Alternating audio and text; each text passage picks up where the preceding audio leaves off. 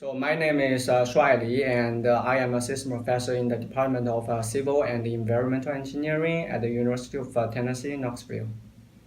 And I am Khalid Al-Shibli, Professor of Geotechnical Engineering, the Associate Department Head and the Director of Institute of Geotechnology. So my research aims to integrate drones with advanced sensing technologies for civil infrastructure inspection and disaster relief.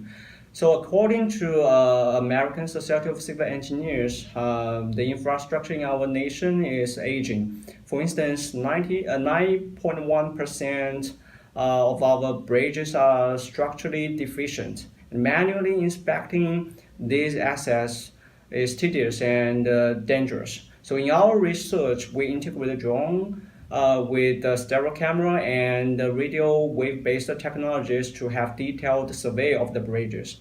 So the stereo camera can capture the surface deterioration, and with the unprecedented mobility, we can fly the drones underneath the bridge deck to detect the hidden defects using radio wave-based technology, which is not considered as feasible in conventional methods. In addition, our nation is facing with increasing number and severity of natural and man-made disasters such as earthquakes, hurricanes, and explosions. So our research aims to integrate a drone with camera and LiDAR to provide rapid situational awareness for first responders after disaster by inspecting those unstable structures and detect and locate surviving victims and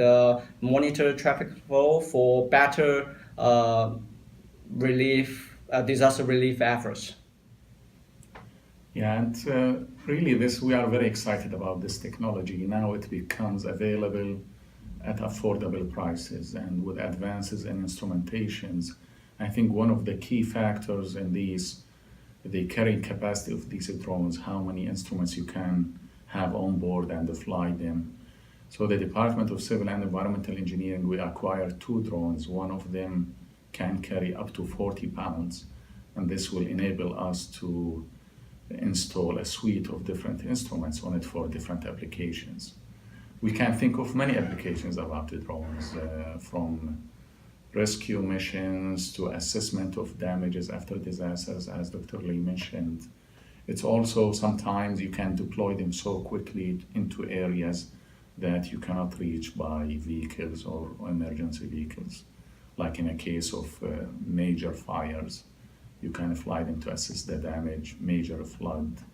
Nowadays, even you can have drones for underwater to inspection of damage of bridge foundations and stuff like that.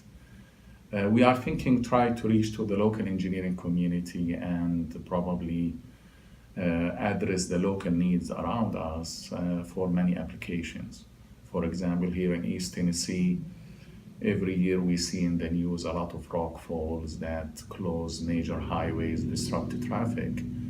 So in the past, people do visual inspection. Now with the drones, you can fly the drones, acquire three-dimensional images, then import these images into a computer model to assess the failure potential of the high-risk rock or soil slopes.